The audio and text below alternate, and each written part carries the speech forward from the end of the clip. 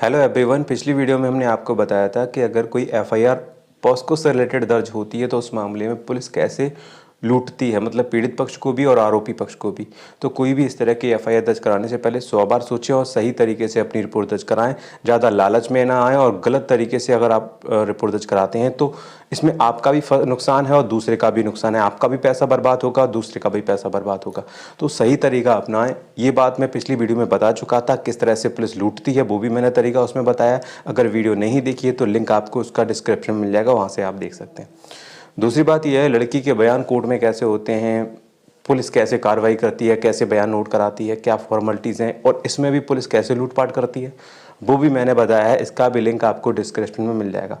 इस वीडियो में हम बात करेंगे कि अगर कोई पॉस्को से रिलेटेड कोई भी झूठी एफआईआर आपकी एंगेज्ड हो गई है या फिर आपने कोई शादी वगैरह कर ली है, लड़की बालिग है लेकिन फिर भी आपकी एंगेज्ड कोई ऐसी एफआईआर दर्ज हो गई है जिसमें ये दिखाया जा रहा है कि लड़की नाबालिग है, तो उस मामले में इस तरह के मामले से आप कैसे डील करेंगे, खुद को कैसे बचा पाएंगे, अपने घर की और अपनी इज्जत कैसे बचा पाएंगे। क्योंकि देखा जाता है जब भी कोई पॉस्को से रिलेटेड एफआईआर दर्ज होती है तो भाई पुलिस तो ऐसा इन्वायरमेंट क्रिएट करती है जिससे लगता है कि आपने पता नहीं क्या कर दिया है, जबकि आपने कोई गलती नहीं की है, एफआईआर झूठी है।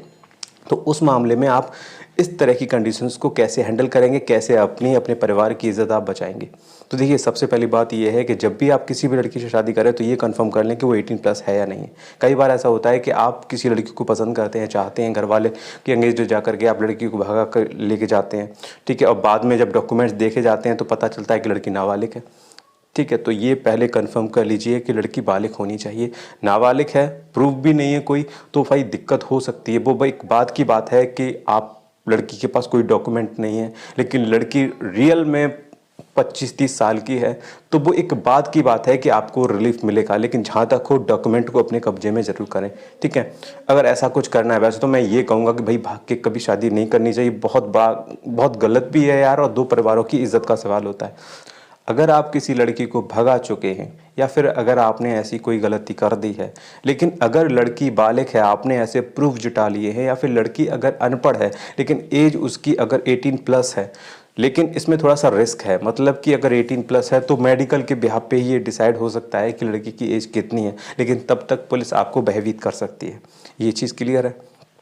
तो बेहतर है कि जिस लड़की से भी आप शादी कर रहे हैं उसके date of birth, I mean birth से रिलेटेड जो भी डॉक्यूमेंट हैं वो आपके कब्जे में होने चाहिए। आपके पास कोई बर्थ प्रूफ हो, जैसे कि एजुकेशन से रिलेटेड दस्तावेज हैं, अगर वो हो तो बेहतर है। और अगर वो नहीं है तो आधार कार्ड वगैरह है, कोई ऐसा प्रूफ है जिसमें उसकी डेट ऑफ बर्थ मेंशन है, ठीक है, और वो सरकार की किसी भी सोसाइटी, किसी भी डिपार्टमेंट के द्वारा जारी किया गया है, तो ऐसे प्रूफ काउंट किए जाते हैं। अब करना ये है कि आपको अपने रिलीजन के अकॉर्डिंग मैरिज कर लेनी है। मतलब कि आप अगर आप हिंदू हैं तो आर्य समाज मंदिर से शादी कर लीजिए, वहाँ से सर्टिफिकेट जनरेट होता है। ध्यान रहे, सर्टिफिकेट इंस्टीट्यूशन जो सेंटर होते हैं वहीं से आपको शादी करनी है, जो शादी के प्रूफ भी आपको देते हैं। अगर आप मुस्लिम हैं तो आप रजिस्टर्ड जो काजी होते हैं उन्हीं से जा कर के आपको वहीं आपको जा कर के निकाह करना है और निकाहनामा आपको मिलेगा। तो आप जो है शादी कर लीजिए। अब आप देखेंगे आपके पास 2 डॉक्यूमेंट हो जाएंगे। एक तो आपके पास जो है बर्थ प्रूफ है, आइडेंटिटी प्रूफ है, लड़की का भी और खुद का भी, और दूसरा आपके पास मैरिज प्रूफ है। ये 2 प्रूफ हो गए। अब आपको एक वकील हायर करना है और हाई कोर्ट से आपको प्रोटेक्शन ऑर्डर लेना है। अब जो भी प्रोटेक्शन ऑर्डर होगा वो आपको संबंधित थाने में आपको भेजना है एक एप्लीकेशन के साथ में, और एक संबंधित एसएसपी जो भी जिला में जो भी एसएसपी है उसको भी सेंड कर देनी है इसकी कॉपी। अब क्या है, थाने में एक कॉपी चली गई और एसएसपी को एक कॉपी चली गई। अब क्या है कि अगर आपके खिलाफ कोई भी एफआईआर दर्ज हुई है तो उसको क्वेश कराना बहुत ज़रूरी है। दूसरा स्टेप है ये कि उस एफआईआर की कॉपी को हाई कोर्ट लेके जाएं और उसको क्वेश कराएं। अगर आपने हाई कोर्ट का प्रोटेक्शन ऑर्डर ले लिया तो यकीन मानिए कोई भी एफआईआर इस तरह की हो जो 363 से रिलेटेड हो, 366 से रिलेटेड हो, पॉस्को के तहत आप पर कोई ब्लेम लगाया गया हो, तो उस मामले में इस तरह की जो एफआईआर होती हैं ये सारी क्वेश हो जाएंगी। लेकिन आपको कराना होगा, अगर आप ये सोचेंगे कि नहीं आपने हाई कोर्ट का ऑर्डर करा लिया है, अब आपको कुछ करने की ज़रूरत नहीं है, पुलिस सारा कुछ ख़त्म कर देगी, तो भाई पुलिस तो ख़त्म कर देगी, हाई कोर्ट का ऑर्डर है, लेकिन आपको तंग इतना करेगी, आपको परेशान इतना करेगी, गाली गलौज करेगी, आपके घर वालों को परेशान करेगी, माँ बहन की उल्टी सीधी गालियाँ देगी घर घर जाके, और घर वालों को साथ डंडा मारपीट भी करेगी मतलब। तो आपको प्रॉब्लम हो जाएगी और आप परेशान हो जाएंगे, घबरा जाएंगे, फिर सोचेंगे मैं किस मुसीबत में पड़ गया। तो बेहतर ये है कि अगर आपने हाई कोर्ट का प्रोटेक्शन ऑर्डर ले लिया है और बाद में या फिर पहले कोई भी एफआईआर दर्ज हो रही है तो उसको क्वैश कराना है। हाई कोर्ट इसको क्वैश कर देगा। क्वैश का मतलब है रद्द कर देगा, उसको खारिज कर देगा। जब एफआईआर ही खारिज हो जाएगी तो किसी भी तरह का कोई भी बयान नहीं होगा, पुलिस आपकी तलाश नहीं करेगी, आपको ढूंढेगी नहीं, आपके घर नहीं आएगी, ना ही बयान दर्ज कराएगी, ना ही कोर्ट के चक्कर में पड़ना है, ना ही बाद में फिर कहीं वकील के चक्कर में भी नहीं पड़ना है। ठीक है, तो सारी मुसीबतों से आप बच जाएंगे। लेकिन अगर लड़की पढ़ी लिखी नहीं है, कोई उसके पास DOB I mean date of birth से रिलेटेड कोई भी दस्तावेज है ही नहीं, पढ़ी लिखी नहीं है, तो ना ही उसका हाई स्कूल होगा, ना ही उसका 5वां होगा, ना ही उसका 6वां होगा, ना ही किसी प्रकार की कोई टीसी होगी। और अगर मान लीजिए कि आधार कार्ड भी नहीं है, ठीक है, वोटर कार्ड भी नहीं है, कोई आइडेंटिटी प्रूफ नहीं है, कोई बर्थ प्रूफ है ही नहीं जिससे ये साबित हो सके कि लड़की की एज इतनी है, ठीक है, लेकिन लड़की 18+ है, ये कंफर्म है, तो उस मामले में अगर ऐसी लड़की से अगर आप ऐसी लड़की को अगर आप भगा ले जाते हैं तो थोड़ी परेशानी तो होती है, लेकिन बाद में आपको फ़ायदा तो मिल जाता है। मतलब कि आपने कोई गलती की नहीं है, तो उस मामले में कैसे आपको फ़ायदा मिलेगा वो मैं आपको बता रहा हूँ।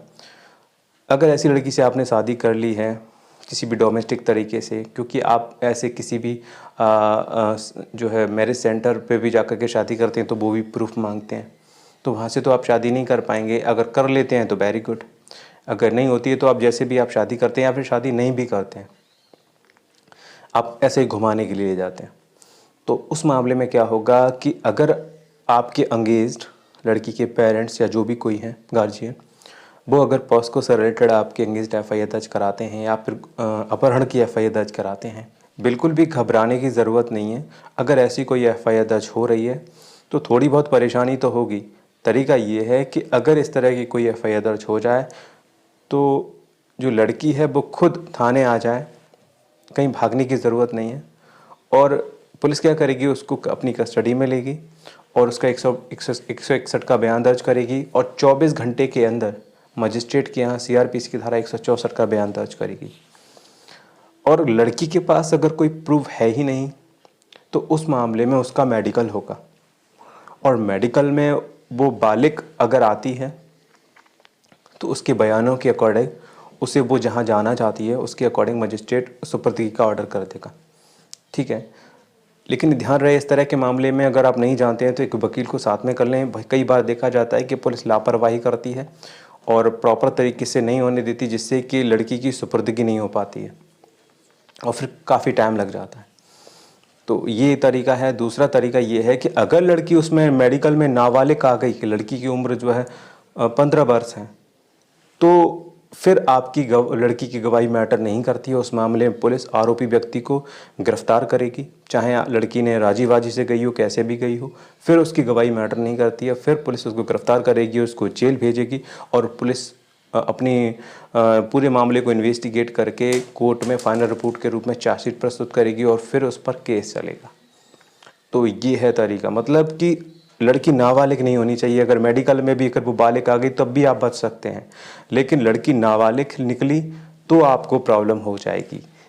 ये कुछ तरीके हैं मतलब जिसको आप अपना करके आप अपनी और अपने परिवार की बेइज्जती होने से बचा सकते हैं। और लड़की अगर बालिग है, ठीक है, और भले ही एफआईआर पॉस्को के तहत नाबालिग के तहत लिखाई गई हो, आप हाई कोर्ट के प्रोटेक्शन के ऑर्डर की वजह से तमाम तरह की एफआईआर जो आपके अगेंस्ट लगी हैं, जो झूठी हैं, उनको आप क्वैश करा करके खुद की हिफाजत कर सकते हैं, अपने घर वालों की हिफाजत कर सकते हैं।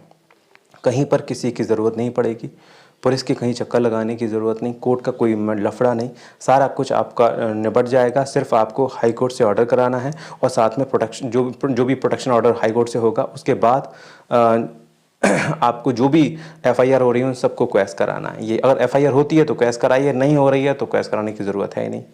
तो ये है पूरा video. I hope you like this video पसंद आया हो तो लाइक कर दीजिए, चैनल को सब्सक्राइब कर लीजिए। अगर कोई क्वेश्चन है, आप मुझसे कुछ पूछना चाहते हैं तो लिंक सारे डिस्क्रिप्शन में मिल जाएंगे, आप वहाँ से जाकर के मुझसे कांटेक्ट कर सकते हैं। सो गाइस, ये था पूरा video. I hope you like this video. चलिए मिलता हूँ एक नई वीडियो के साथ, तब तक के लिए जय हिंद।